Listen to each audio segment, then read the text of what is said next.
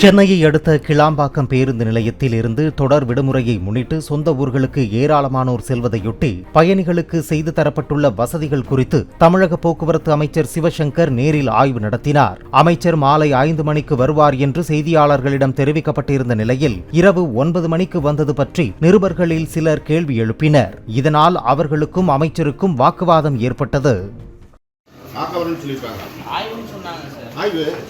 எங்க டிபார்ட்மெண்ட் ஆய்வு நாளைக்கு 5 நாளைக்கு பஸ் போகிறது வந்து ஆய்வு.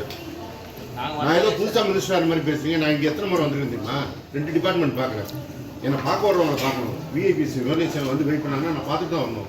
நான் பார்க்க முடியாது, நான் கிளம்புறேன்னா போக முடியாது.